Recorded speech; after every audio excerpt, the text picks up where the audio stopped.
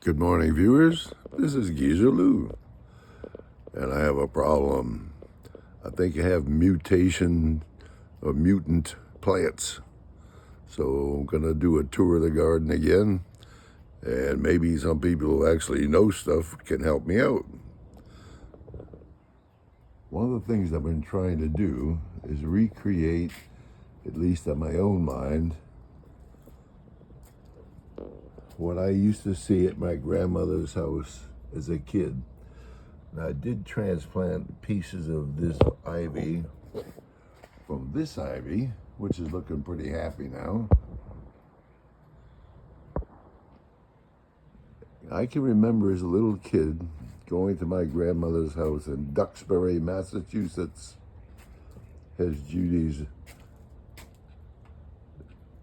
miniature rose, which I am trying to keep alive. Oh, this is looking better too.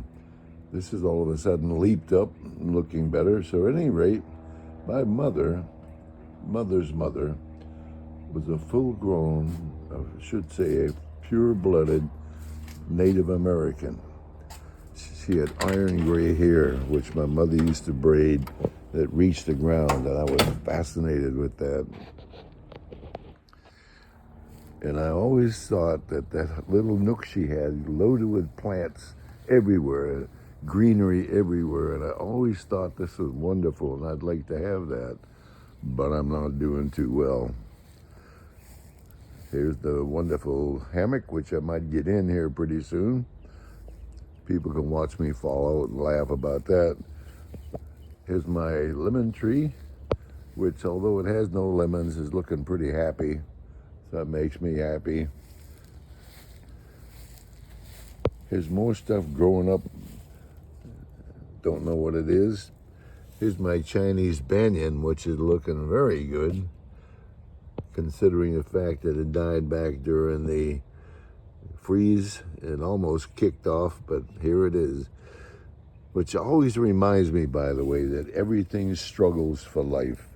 Now here we have this plant getting bigger and bigger, and I think it produces a red lily-like flower eventually. And look at the difference between one growing out of the ground and one growing in a pot. I think I'm going to take it out of the pot and stick it in the ground. So here we have, ta-da, watermelon. Now I've been told that birds like watermelons, but I don't see any birds. So here we come to my first mutant plant. Now this is a tomato plant, at least it looks like one to me, but it's producing no tomatoes. It gets up to this point where it looks like it's going to flower, instead gets all cattywampus. I don't know what that's about. The one successful plant I've got is jalapenos, and I love jalapenos, and they are really loaded up on this plant. All over the place, and still blooming, which I assume will produce more. Look at all these jalapenos, man. So they're great. This was something that aggravated me. Something really looked like it was good growing, and then a bug ate it. Boo. Another chunk of watermelon. So if nothing eats it, I'll end up putting it over here underneath this tarp, which is like a compost pile. The composter itself turned out to be a big pain in the butt, so I quit bothering with it. This is a huge ligustrum, which is like a tree now, and I like it. My birdless bluebird house, for some reason there weren't any this year. I certainly hope that's not a statement on the environment. Oh, and by the way, I think I'm going to cut the grass today.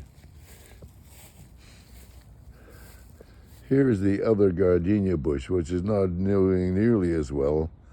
And I think it's because it gets a lot less sun. And I'm going to make a statement which probably will shock some people, but I had a beloved dog named Braylon. I really loved that dog. So there he is underneath the gardenia bush. He's not fertilizing it, however, because I planted it really deep and covered him over before I put dirt on him. It's a very, very sad day, and it still makes me sad thinking about it. And then, of course, we have a fence full of Virginia creeper, and believe me, this stuff is creepy. It goes everywhere. This is the remaining spot of a barrel of water that I had, which I removed finally when I took the water out for watering plants. Here is the pile of junk, which eventually I'm going to get rid of when I get around to it. But here's another question I have for gardeners. Here's my explosive cucumber plants, except that there's no cucumbers.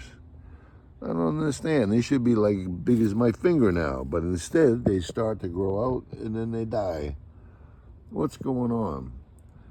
So I either have mutant plants or a really stupid person trying to make this garden grow. How does your garden grow? It doesn't. But you know what? It really doesn't matter.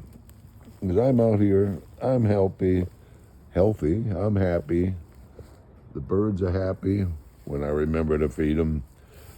And all in all, I've got a very good life. So this is Geezer Lou saying, help with the plants if you know anything about mutant plants, and be the best person you can be. Thank you.